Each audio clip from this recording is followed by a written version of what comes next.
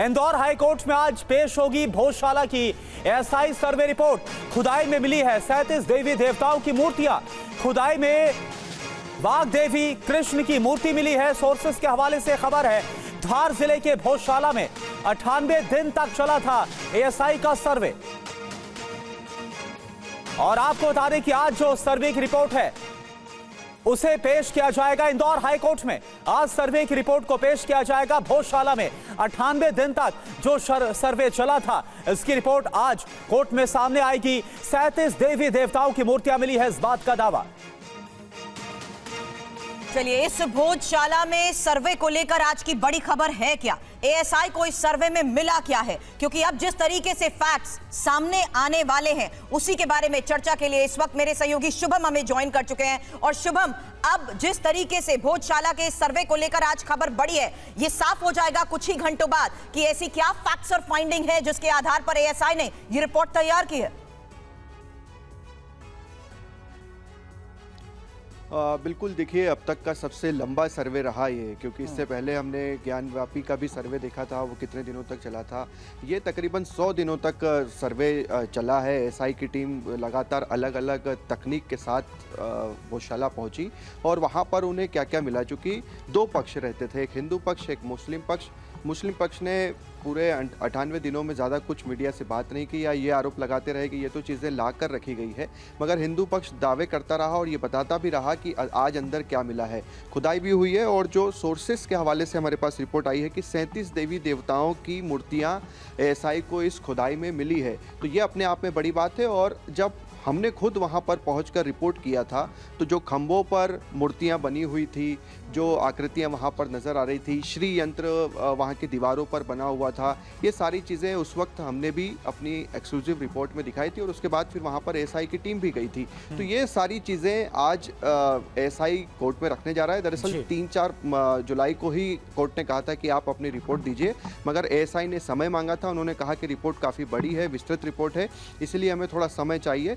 Court ने 14 जुलाई तक का समय दिया था। कल रविवार था, आज सोमवार है और आज एएसआई अपनी विस्तृत तकरीबन 1500 पेज की रिपोर्ट कोर्ट में रखने जा रहा है। बिल्कुल, देखिए 37 देवी देवताओं की मूर्तियां यहां पर मिली है। शुभम, एक और बड़ा सवाल यह भी है क्योंकि लगातार जो दावे हैं वो हिंदू पक्ष और मुस्लिम पक्ष के भोजशाला को लेकर सामने आते रहे। इस दौरान जब सर्वे हुआ एएसआई की तरफ से और अब जब रिपोर्ट भी सामने आने वाली है, क्या बातें दोनों तरफ से रखी जा रही हैं? देखिए, हिंदू पक्ष तो लगातार बरसों से ये दावा करता आ रहा है कि ये राजा भोज ने बनाई थी और यहाँ पर संस्कृत विश्वविद्यालय था, माँ सरस्वती का मंदिर था।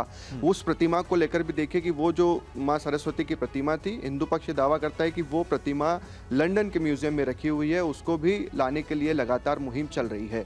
और ऐसे में 1300 ईस्वी में सारी की सारी चीज़ें बदल गई। वहाँ पर एक तरह से नमाज अदा की जाने लगी और फिर ये विवाद मध्य प्रदेश में 1997 में 2003 में काफ़ी बड़ा हुआ, लड़ाई झगड़ा हुआ, दंगे फसाद हुए, कर्फ्यू लगा और उसके बाद सरकार ने फैसला लिया कि मंगलवार को हिंदू पक्ष यहाँ पर पूजा करेगा और शुक्रवार को यहाँ पर नमाज अदा की जाएगी। तब से ही ये परंपरा चली आ रही है। 20-25 साल हो चुके हैं, यही सिलसिला चल रहा है।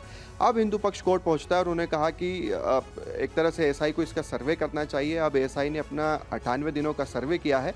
अब चीज़ें स्पष्ट होगी कि आखिरकार भोजशाला में क्या था, यह मंदिर था, यहाँ पर एक तरह से मस्जिद। चलिए, बड़ी खबर यही है कि अब हाईकोर्ट में पेश होने वाली है भोजशाला की सर्वे की ये रिपोर्ट, जिसके बारे में हमारे सहयोगी लगातार जानकारी दे रहे हैं। वो खुद उस परिसर में भी रहे हैं और उन्होंने देखा है कि किस तरीके से 98 दिनों तक इस पूरे परिसर का सर्वे हुआ है। हालांकि जिस तरीके से तथ्य अब इस एएसआई रिपोर्ट के जरिए सामने आएंगे, उसी बड़ी खबर पर आगे भी हम आपको अपडेट करते रहेंगे। फिलहाल शुक्रिया पूरी जानकारी के लिए शुभम आपका। अब मुस्लिम पर्सनल लॉ बोर्ड को मुस्लिम महिलाओं को गुजारा भत्ता देना मंजूर नहीं, इस वक्त की एक और बड़ी खबर पर लेटेस्ट अपडेट आपके सामने, जहां जानिए कैसे सुप्रीम कोर्ट के फैसले को चुनौती अब मुस्लिम पर्सनल लॉ बोर्ड देगा। आपको बता दें, मुस्लिम पर्सनल लॉ बोर्ड का यह बयान सामने आ रहा है, कह रहे हैं कि सुप्रीम कोर्ट का फैसला शरिया कानून के ही खिलाफ है।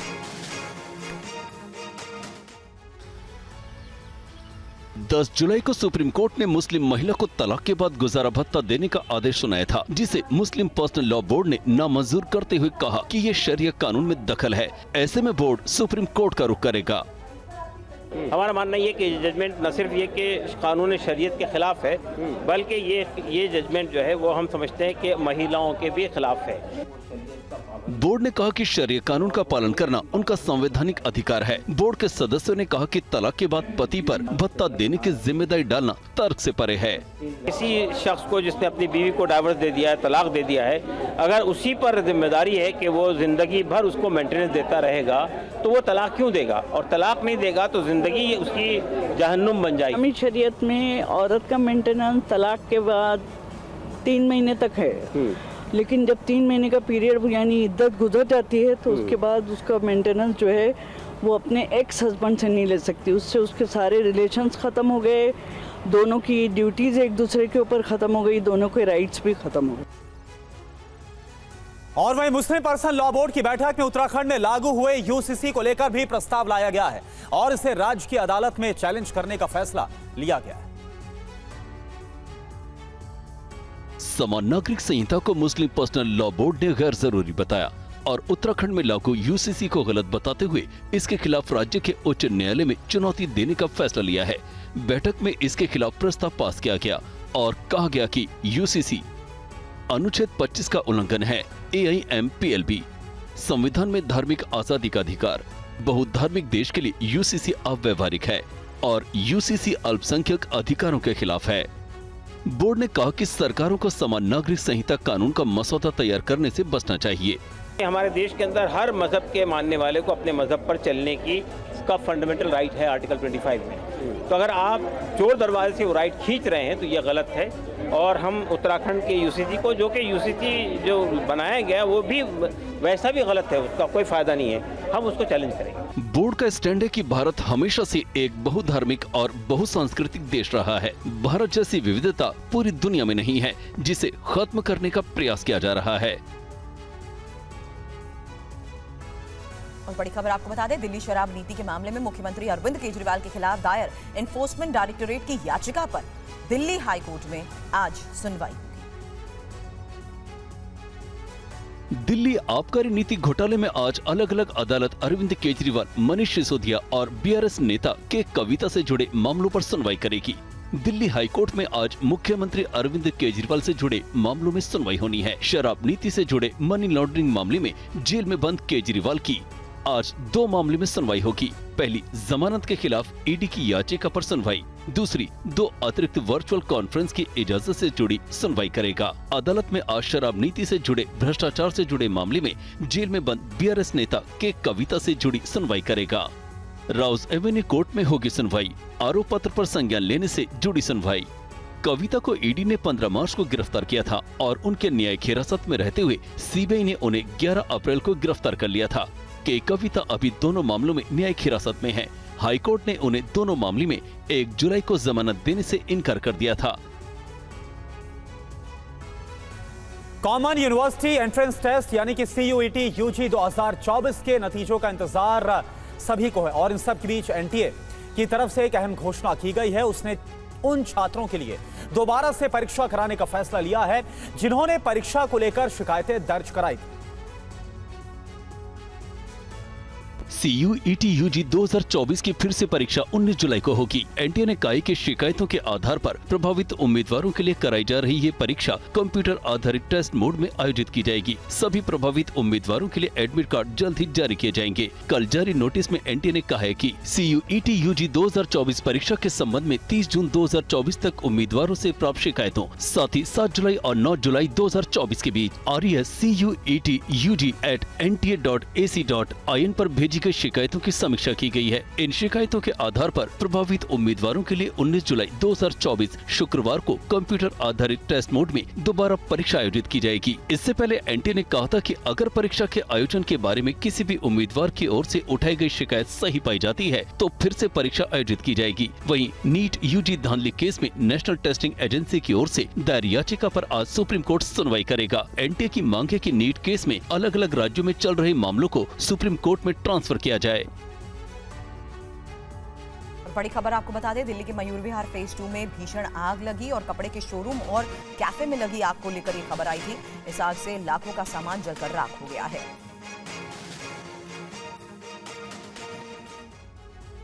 दिल्ली के मयूर विहार फेज 2 में स्थित एक बिल्डिंग में आग लग गई है। आप देख सकते हैं इस वक्त दमकल के जो कर्मचारी हैं लगातार उस आग को बुझाने की कोशिश कर रहे हैं। बताया जा रहा है लगभग 11:15 के आसपास ये आग लगने की सूचना दमकल विभाग को मिली थी, जिसके बाद लगभग 8 गाड़ियां मौके पर आग बुझाने की कोशिश कर रही हैं। इस बिल्डिंग में नीचे कॉफ़ी कैफ़े है और ऊपर ड्रेस की दुकान है, यानी कि एक बड़ी विशाल जो शोरूम है ड्रेस की है, जहां पर बच्चों के स्कूल के बैग और ड्रेस वगैरह का गोदाम है, जिसमें ये आग लगी है। बताया जा रहा है जिस तरीके से जो आग लगी है पहले जो शॉर्ट सर्किट थी उसमें शॉर्ट सर्किट की वजह से ही इसमें आग लगी है। आग पूरी तरीके से विकराल हो चुकी थी।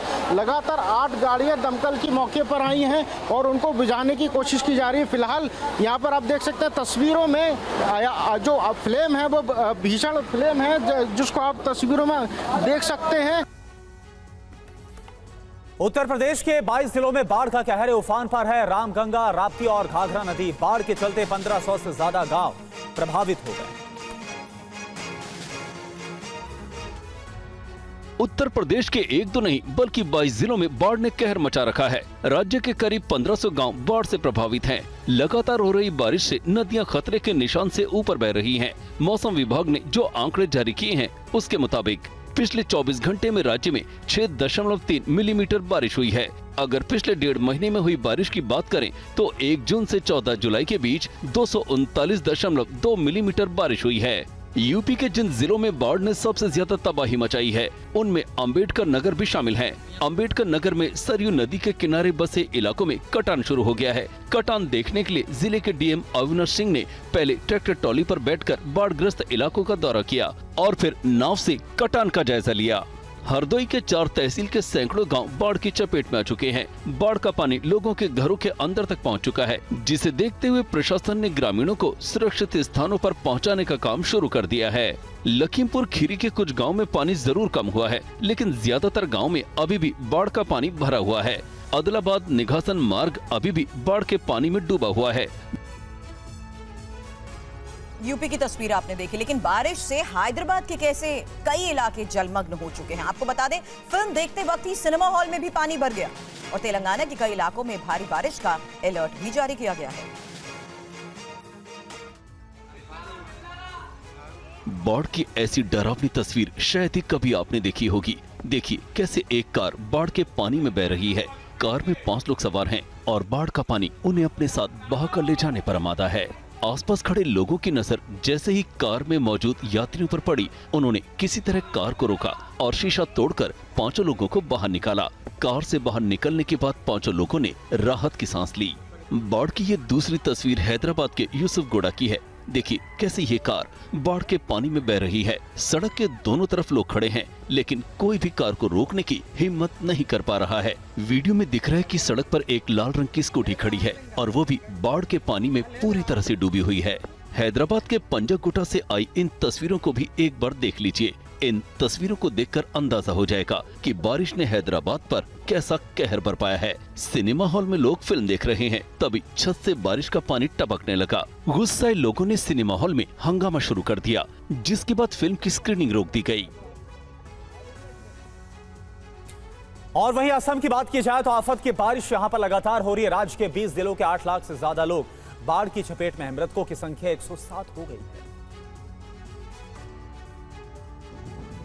असम में बाढ़ की स्थिति लगातार गंभीर बनी हुई है। लाखों लोगों के विस्थापन के बाद राज्य में बाढ़ से मरने वालों का आंकड़ा भी बढ़ता जा रहा है। असम के ज्यादातर जिले बाढ़ की चपेट में हैं। ब्रह्मपुत्र समेत राज्य की सभी नदियां खतरे के निशान से ऊपर बह रही हैं। नदियों का पानी अपनी सीमाओं को लांघकर लोगों के घरों तक पहुँच चुका है। गाँव के गाँव बाढ़ के पानी में डूब गए हैं। हर तरफ सिर्फ पानी ही पानी नजर आ रहा है। राज्य में बाढ़, तूफान और बिजली गिरने से मरने वालों की संख्या 107 हो गई है। सैलाब के अटैक के बाद कई लोग लापता बताए जा रहे हैं। सरकार की तरफ से जारी आंकड़ों के मुताबिक असम में कछार और मोरी गांव में सबसे ज्यादा लोग बाढ़ से प्रभावित हुए हैं। कछार में 1.5 लाख से ज्यादा लोग बाढ़ की चपेट में हैं। इसके अलावा धुबरी और नागांव में बाढ़ से सबसे ज्यादा तबाही मची हुई है। राज्य सरकार 13 जिलों में 221 राहत शिविर और राहत वितरण केंद्र चला रही है। इन राहत शिविरों में 72,000 से ज्यादा लोगों ने शरण ले रखी है। रिपोर्ट में कहा गया है कि राज्य के 1,705 गाँव जलमग्न हैं और करीब 40 लाख हेक्टेयर में लगी फसलें बर्बाद हो गई हैं। और महाराष्ट्र के कोंकण क्षेत्र में पिछले कुछ दिनों से लगातार हो रही बारिश और कई जिलों में बाढ़ की स्थिति से किस तरीके से हालात बेकाबू हो गए हैं, देखिए ये रिपोर्ट।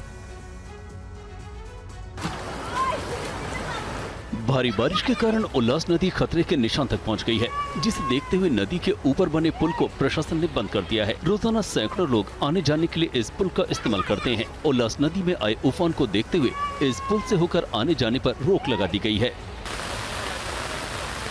कल्याण में भारी बारिश से कालू नदी उफान पर है। नदी पर बने पुल के ऊपर से पानी बह रहा है, जिसके बाद से पुल को बंद कर दिया गया है। पुल बंद होने से दूसरी तरफ के गांव से संपर्क पूरी तरह से टूट गया है। कल्याण ग्रामीण में बहने वाली उल्लास नदी भी खतरे के निशान से ऊपर बह रही है, जिसके चलते नदी पर बने रायता पुल को यातायात के लिए बंद कर दिया गया है। बाढ़ की वजह से कल्याण से गुजरने वाली राष्ट्रीय राजमार्ग पर भी यातायात प्रभावित हुआ है। लगातार हो रही बारिश का असर महाराष्ट्र के पहाड़ी इलाकों पर भी दिख रहा है। कोंकण रेलवे के नाथूनगर टनल के पास लैंडस्लाइड हो गया। रेल की पटरी पर मलबा गिरने से ट्रेनों की आवाजाही पर ब्रेक लग गया। जेसीबी मशीन की मदद से मलबा हटाने का काम जारी है। महाराष्ट्र के कई जिलों में जमकर बारिश हो रही। रत्नागिरी में भारी बारिश की वजह से बाढ़ जैसे हालात पैदा। लगातार हो रही मूसलाधार बारिश से सबसे ज्यादा संकट में महाराष्ट्र का रत्नागिरी जिला है। आप इन तस्वीरों को देखकर अंदाजा लगा सकते हैं कि कुदरत का कहर रत्नागिरी पर किस कदर बरपा है। रत्नागिरी जिले के ज्यादातर इलाके बाढ़ की चपेट में हैं। रत्नागिरी की सड़कें बाढ़ के पानी से लबालब भरी हैं। बाढ़ का पानी लोगों के घरों तक पहुंच गया है। भारी बारिश के चलते नदी, नाले और डैम उफान पर हैं। भारी बारिश के कारण रत्नागिरी में कई सड़कें बह गई हैं, जिसकी वजह से जनजीवन बुरी तरह से अस्त व्यस्त हो गया है। सड़कों पर इतना पानी भरा है कि गाड़ियों की नाव चल रही है। एनडीआरएफ की टीम नाव लेकर लोगों के घरों तक पहुंच रही है। रत्नागिरी के खेड़ा तालुका में बाढ़ में फंसे दर्जनों लोगों का एनडीआरएफ ने रेस्क्यू किया। उन्हें उनके घरों से निकालकर सुरक्षित स्थानों पर पहुंचाया। मौसम विज्ञान ने रत्नागिरी के लिए भारी बारिश का अलर्ट जारी किया है। मौसम विज्ञान का कहना है कि आज कोंकण क्षेत्र में भारी बारिश हो सकती है। इसके साथ ही लोगों को बेवजह घर से बाहर नहीं निकलने की सलाह भी दी है।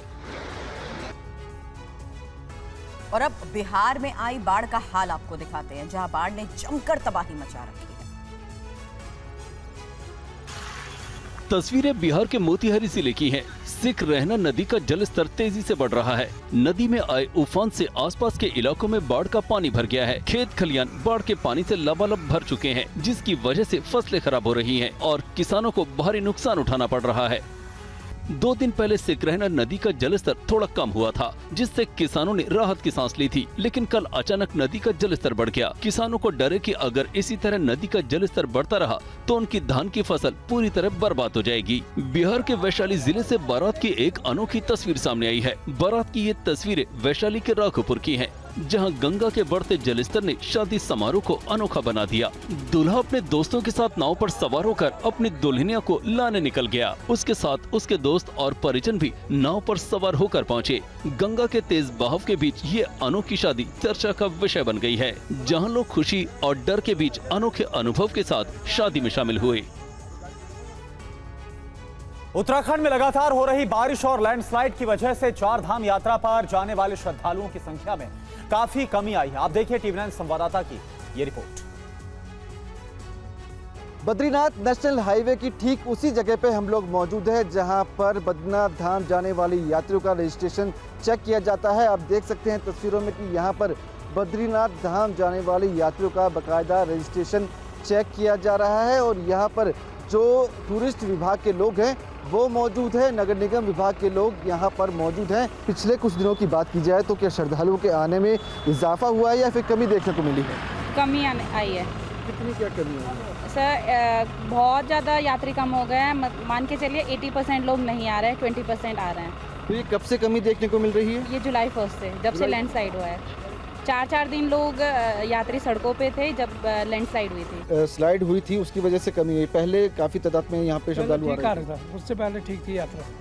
जब ये पातालगंगा वाला स्लाइड आया और ये जोशीमठ वाला है, उसके बाद ये कमी आई है। पहले की बात कर लें, पहले कितने प्रतिदिन आ जाया करते थे और अब प्रतिदिन कितने लोग आ रहे हैं? 10-15 हज़ार के करीब आते थे सीजन में। उसके बाद धीरे धीरे जो है आजकल जो है बहुत डाउन हो गया। और लोकसभा के बाद उत्तर प्रदेश में बीजेपी विधानसभा चुनाव की तैयारियों में कैसे जुट गई है। कार्य समिति की बैठक में कार्यकर्ताओं का मन टटोला गया है और 2027 के लिए बनी रणनीति पर ये रिपोर्ट।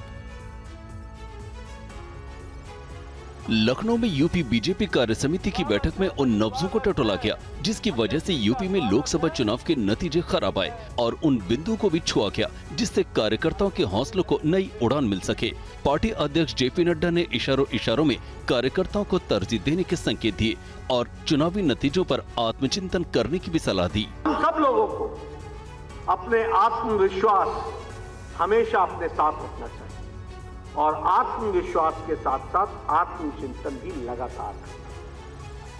कोई बाहर वाला हमको नहीं बताता, हमें खुद मालूम है हमें क्या करना है। बैठक में पास हुए राजनीतिक प्रस्ताव में कहा गया कि चुनाव के दौरान विपक्ष ने झूठा प्रचार किया जिसका जवाब आने वाले चुनाव में देना होगा। लोकसभा चुनाव में खराब प्रदर्शन को लेकर अब तक जो कारण गिनाए जा रहे थे उसे विधानसभा की रणनीति में शामिल किया गया और तय किया गया कि यूपी में बीजेपी अब यादव मतदाताओं को जोड़ेगी, कृष्ण जन्मभूमि का लक्ष्य पर काम करेगी, दलित वोटों को साधने पर काम करेगी, बौद्ध स्थली को एजेंडे में शामिल, कार्यकर्ताओं का सम्मान बीजेपी की प्राथमिकता। पीएम मोदी की लोकप्रियता भारत ही नहीं बल्कि पूरी दुनिया में लगातार बढ़ रही है। सोशल मीडिया प्लेटफॉर्म एक्स पर पीएम मोदी के फॉलोअर्स की संख्या 100 मिलियन यानी कि 10 करोड़ को क्रॉस कर गई है। पिछले 3 वर्षों में पीएम मोदी के 3 करोड़ फॉलोअर बढ़े हैं। 10 करोड़ फॉलोअर्स का नया माइलस्टोन क्रॉस करने के बाद पीएम मोदी ने लिखा, एक्स पर 100 मिलियन। इस जीवंत माध्यम पर आकर खुश हूँ और चर्चा, बहस, लोगों के आशीर्वाद, रचनात्मक आलोचना और बहुत कुछ का आनंद लेता हूँ। पीएम मोदी की लोकप्रियता देश के अन्य विपक्षी नेताओं से कई गुना अधिक है। आम आदमी पार्टी के राष्ट्रीय संयोजक अरविंद केजरीवाल को फॉलो करने वालों की संख्या 2 करोड़ 75 लाख है, तो वहीं कांग्रेस नेता राहुल गांधी को 2 करोड़ 64 लाख लोग फॉलो करते हैं। समाजवादी पार्टी के अखिलेश यादव के फॉलोअर की संख्या 1 करोड़ 99 लाख है। पीएम मोदी के फॉलोअर्स की संख्या दुनिया के अन्य नेताओं से भी कई गुना अधिक है। अमेरिका के राष्ट्रपति जो बाइडेन के 3 करोड़ 81 लाख, तुर्की के राष्ट्रपति रेसेप तैयब एर्दोगन के 2 करोड़ 15 लाख, तो वहीं पोप फ्रांसिस के 1 करोड़ 85 लाख फॉलोअर हैं। इतना ही नहीं, पीएम मोदी दुनिया के लोकप्रिय खिलाड़ियों से भी अधिक लोकप्रिय हैं। क्रिकेटर विराट कोहली के 6 करोड़ 41 लाख फॉलोअर हैं, तो वहीं ब्राजील के फुटबॉलर नेमार जूनियर के 6 करोड़ 36 लाख फॉलोअर से पीएम मोदी बहुत आगे हैं। गुजरात के सूरत में हीरो की एक प्रदर्शनी लगी है जहां प्रधानमंत्री नरेंद्र मोदी की डायमंड से जड़ी हुई तस्वीर सबका मन मोह रही है। पीएम मोदी की तस्वीरें तो आपने बहुत देखी होंगी, लेकिन ये तस्वीर बेहद खास है। इस तस्वीर की कीमत लाखों नहीं करोड़ों में है, क्योंकि ये लैब ग्रोन डायमंड को तराश कर बनाई गई है। 40 कैरेट के रफ डायमंड में पीएम मोदी की तस्वीर बनानी शुरू हुई और ये अब मात्र 8 कैरेट वजन का है। ये डायमंड 18 mm का है। जो डायमंड बना है वो लैब ग्रोन डायमंड है। हमारा बिजनेस लैब ग्रोन डायमंड का है। हमारा डायमंड की खासियत ये है कि हमारा डायमंड इको फ्रेंडली है और मेड इन इंडिया डायमंड है और मेक इन इंडिया डायमंड है। हमारा डायमंड 100% इंडिया में ही बना है। इसे बनाने में 15 कारीगरों ने 25 दिन मेहनत की है और इसे देखने और उसके साथ फोटो खिंचवाने के लिए लोगों की भीड़ उमड़ रही है।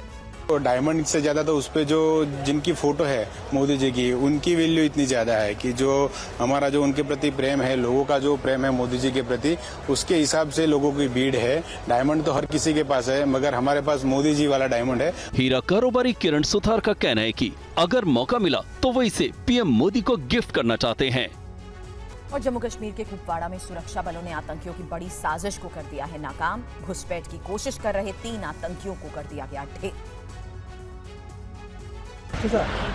मार गिरा गए आतंकियों के पास से सेना ने भारी मात्रा में हथियार और गोला बारूद बरामद किया है। ये आतंकी बड़ी वारदात को अंजाम देने की फिराक में थे। सेना की चिनार कोर ने एक्स पर लिखा, केरन सेक्टर में #LOC पर चल रहे घुसपैठ विरोधी अभियान में 3 आतंकियों को मार गिराया गया है। उनके पास से हथियार और युद्ध जैसी भंडार सामग्री बरामद की गई है। ऑपरेशन जारी है। दरअसल पाकिस्तान और उसकी खुफिया एजेंसी आईएसआई अंतर्राष्ट्रीय सीमा और नियंत्रण रेखा पर लगातार घुसपैठ की साजिशें रचती रहती हैं, जिससे जम्मू कश्मीर में हालात सामान्य नहीं होने पाए।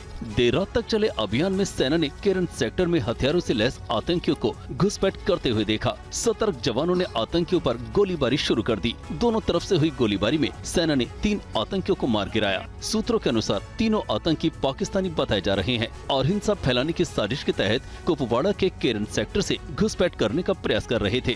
बता दें कि 5 और 6 जुलाई को दक्षिण कश्मीर के कुलगाम में जारी 2 भीषण मुठभेड़ में 2 सुरक्षा बलों ने द रेजिडेंस फ्रंट के कमांडर सहित 6 आतंकियों को ढेर किया था। दिल्ली के जीटीबी अस्पताल में सरेआम शूटआउट हुआ है। हमलावरों में वार्ड में घुसकर मरीज की हत्या कर दी और उसके बाद मौके से फरार हो गए हमलावर। आंखों में आंसू और बेबसी लिए एक मां और बहन चीख चीख कर पूछ रही हैं कि आखिर उनके बेटे का क्या कसूर था जो उसे गोली मार दी गई। कल दिल्ली के जीटीबी हॉस्पिटल में भर्ती एक मरीज रियाजुद्दीन की गोली मारकर हत्या कर दी गई।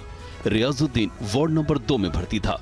इसी दौरान 18 साल का युवक आया और कट्टे से फायरिंग कर दी। डॉक्टर के साथ में थी, वो डॉक्टर मेरे भाई की पट्टी कर रही थी, सफाई कर रही थी, तो वहीं पे थी।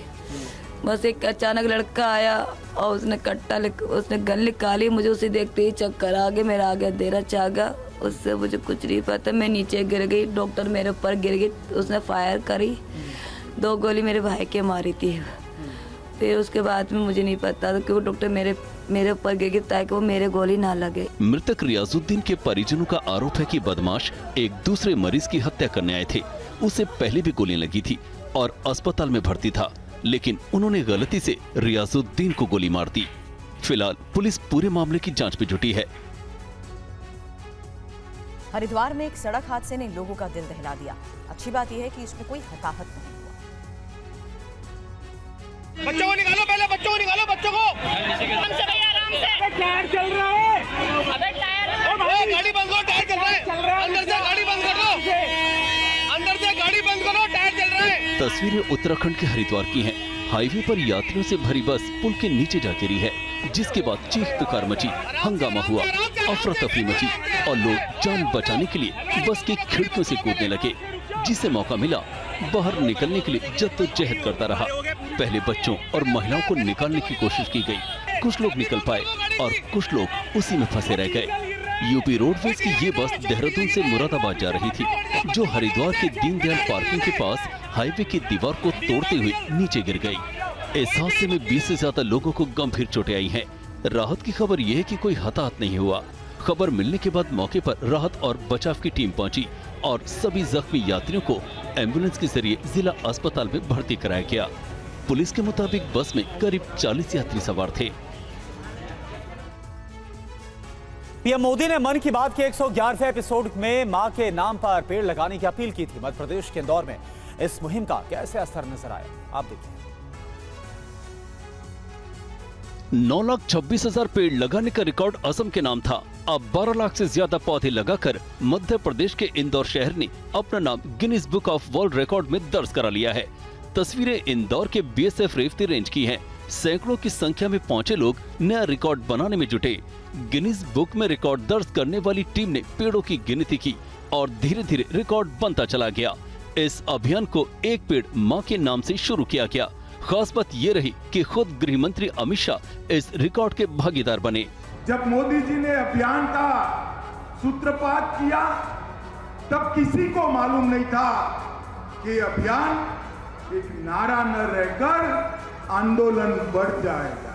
मध्य प्रदेश से सीएम मोहन यादव ने बताया कि इंदौर में 5.5 करोड़ पौधे लगाने का लक्ष्य है और दूसरे जिलों में भी ये अभियान चल रहा है।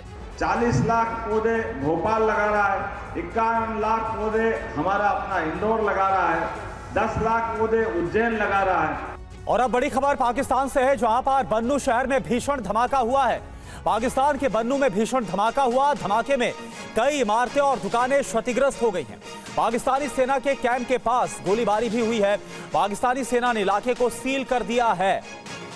तो ये बड़ी खबर पाकिस्तान से तस्वीर आपको दिखा रहे हैं। पाकिस्तान का ये बन्नू इलाका है जहां पर भीषण धमाका, बड़ा विस्फोट हुआ है और धमाके के बाद आप देखिए कैसे काला धुआं इस विस्फोट का वो आसमान की तरफ उड़ता हुआ नजर आ रहा है। धमाके में कई इमारतें और दुकानें क्षतिग्रस्त हो गई खबर है। और इसके बाद आप सुनिए गोलीबारी की आवाज भी पाकिस्तानी सेना के कैंप के पास सुनी गई।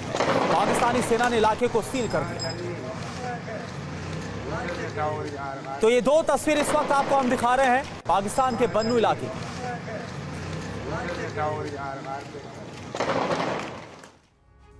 और इस बीच बड़ी खबर यह कि पाकिस्तान में एक और पत्रकार को मौत के घाट उतार दिया गया और हमला खैबर पख्तूनख्वा के नौशेरा इलाके में हुआ। पत्रकारों की सुरक्षा को लेकर पाकिस्तान दुनिया के खतरनाक मुल्कों में शुमार होता जा रहा है। तस्वीरें खैबर पख्तूनख्वा के नौशेरा इलाके की है। बाइक सवार दो अपराधी एक कार सवार पत्रकार पर दनादन गोलियां बरसा रहे हैं। पहले गोली पीछे से मारी जाती है और जब पत्रकार की कार दीवार से टकराती है तो पीछे बैठा शख्स बाइक से उतरकर पत्रकार पर सामने से गोलियां बरसा देता है। प्रिंट मीडिया से जुड़े पत्रकार हसन जैब की मौके पर ही मौत हो गई और हत्या को अंजाम देने के बाद दोनों अज्ञात अपराधी मौके से फरार हो गए। हसन स्थानीय अखबार में काम करते थे। हमले के बाद खैबर पख्तूनख्वा के सीएम अली अमीन ने जांच के आदेश दिए हैं। पाकिस्तान में पिछले एक साल के अंदर छठे पत्रकार को मौत के घाट उतारा गया है। पाकिस्तान में ज्यादातर पत्रकारों की हत्या भ्रष्टाचार या अवैध तस्करी से जुड़े मामलों का खुलासा करने की वजह से होती रही है। एक रिपोर्ट के मुताबिक 2012 से लेकर अब तक पाकिस्तान में 53 से ज्यादा पत्रकारों की हत्या हो चुकी है और सिर्फ 2 मामलों में दोषियों को सजा हो पाई है। और चलिए अब बात करते हैं यूरो कप की। यूरो कप के फाइनल में स्पेन और इंग्लैंड के समर्थक आपस में भिड़ गए। दोनों तरफ से जमकर हंगामा हुआ और मार पिटाई तक हुई। बर्लिन के ओलंपिया स्टेडियम में एक तरफ स्पेन की जीत का जश्न मनाया जा रहा था और बाहर फैन जोन में स्पेन और इंग्लैंड फुटबॉल टीम के प्रशंसक एक दूसरे पर हमला कर रहे थे। यूरो कप फाइनल में इंग्लैंड की हार के बाद दोनों देश के फैन आपस में भिड़ गए। कुछ देर तो पुलिस उन्हें रोक पाई, लेकिन जैसे ही वो फैन जोन से बाहर निकले हालात काबू से बाहर हो गए। जिसे मौका मिला वो एक दूसरे पर हमला करने लगा। लोगों को सड़क पर गिराकर मारा पीटा गया। इस हिंसा में कई लोगों के घायल होने की भी खबर है। बीती रात हुए फाइनल मैच में स्पेन ने बाजी मारी और चौथी बार यूरो कप का खिताब अपने नाम कर लिया। विलियम्स और ओयारज़ाबाल के गोल के सहारे स्पेन ने इंग्लैंड को 2-1 से हरा दिया। लेकिन एक तरफ जीत का जश्न और दूसरी तरफ हार के गम ने माहौल को बिगाड़ दिया और फैन हिंसा पर उतर आए। 12 साल बाद यूरो कप के फाइनल में पहुंचा स्पेन सेमीफाइनल में फ्रांस को 2-1 से हराकर खिताबी मुकाबले में पहुंचा था। दूसरे सेमीफाइनल में नीदरलैंड को 2-1 से हराकर इंग्लैंड लगातार दूसरी बार टूर्नामेंट के फाइनल में तो पहुंचा, लेकिन खिताब से चूक गया, जिससे उनके फैंस नाराज हो गए और हालात बिगड़ गए। खबर नेपाल से है। पड़ोसी देश नेपाल में आज से नई सरकार कमान संभाल लेगी और केपी शर्मा ओली नेपाल के प्रधानमंत्री पद की शपथ लेंगे। नेपाल में सीपीएन यूएमएल पार्टी के अध्यक्ष केपी शर्मा ओली को नई गठबंधन सरकार का नेतृत्व करने के लिए प्रधानमंत्री नियुक्त किया गया और सुबह 11 बजे उनका शपथ ग्रहण समारोह है। केपी शर्मा ओली वहां के पीएम पुष्प कमल दहल प्रचंड की जगह लेंगे, जिन्होंने शुक्रवार को प्रतिनिधि सभा में विश्वास मत हारने के बाद इस्तीफा दे दिया था। इसके बाद केपी शर्मा ओली ने राष्ट्रपति के पास सरकार बनाने का दावा पेश किया, जिसमें प्रतिनिधि सभा के 165 सांसदों के हस्ताक्षर थे। इसमें उनकी पार्टी यूएमएल के 77 और नेपाली कांग्रेस के 88 सांसद शामिल हैं। केपी शर्मा ओली अपनी नई मंत्री परिषद के साथ आज राजधानी काठमांडू में शपथ लेंगे। ओली इससे पहले 2 बार नेपाल के प्रधानमंत्री रह चुके हैं। ओली के पिछले कार्यकाल में नेपाल के नक्शे में भारतीय क्षेत्रों को दिखाया गया था, जिसके बाद भारत और नेपाल के संबंध तनावपूर्ण हो गए थे। ओली को चीन समर्थक नेता के रूप में देखा जाता है। नेपाल को पिछले 16 वर्षों में लगातार राजनीतिक उथल पुथल का सामना करना पड़ा है। 2008 में वहाँ गणतंत्र प्रणाली लागू होने के बाद देश ने 13 सरकारें देखी हैं।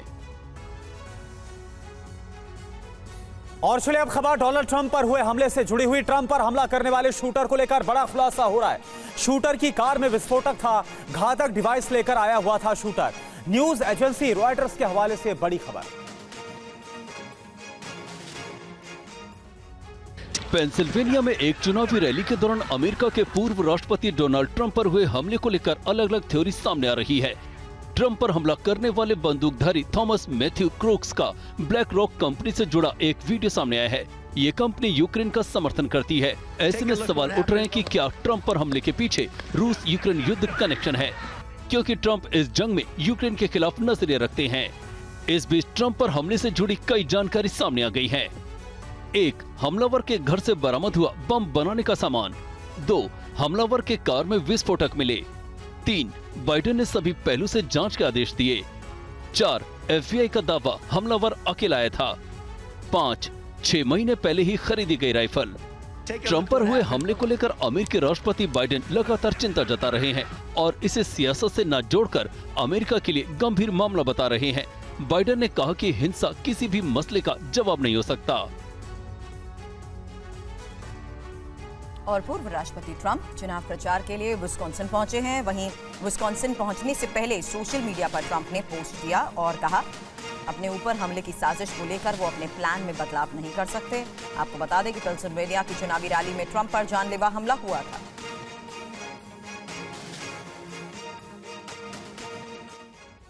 वहीं पूर्व राष्ट्रपति डोनाल्ड ट्रंप पर हुए हमले को लेकर जो बाइडेन ने राष्ट्र को संबोधित किया है। जो बाइडेन ने कहा हमलावर का मकसद अभी तक पता नहीं चला है। जो बाइडेन ने यह भी कहा FBI जांच कर रही है, उसे करने दे। ट्रंप पर हमले को लेकर CIA के पूर्व अधिकारी ने अब किस तरीके से सवाल उठा दिए। बड़ी खबर आपको बता दें, खुफिया एजेंसी की लापरवाही से हुई घटना कही जा रही है। सरकार को हर सवाल पर जवाब देने होंगे। फिलिप गिराल्डी का यह बयान जो इस पूरी घटना को लेकर उठा रहे हैं सवाल। इंफॉर्मेशन अमेरिका में राष्ट्रपतियों पर कब कब हमला हुआ है, क्योंकि अमेरिकी राष्ट्रपति पर जिस तरीके से हमले को लेकर ये तस्वीरें सामने आ रही हैं। इससे पहले देखिए 1912 जब थियोडोर रूजवेल्ट पर हमला हुआ था, साथ ही 1835 जब एंड्रयू जैक्सन पर भी हमला हुआ था और साथ ही 1975 जब गेराल्ड फोर्ड पर भी हमले को लेकर खबर थी। रोनाल्ड रीगन 1981, वहीं जॉर्ज W बुश पर 2005 में हमला हुआ था। हालांकि आपको इस बीच ये भी बता दें कि जिस तरीके से हमलों को अंजाम दिया गया है, कुछ ऐसे हमले हुए थे जिन्हें टारगेट करते हुए उन्हें मौत के घाट उतार दिया गया था। और ये 1865 की घटना जब इब्राहिम लिंकन के साथ ऐसा हुआ, जेम्स गारफील्ड 1881 और विलियम मैकनेल के 1901, 1963 में जॉन F. कैनेडी को भी मौत के घाट उतार दिया गया था।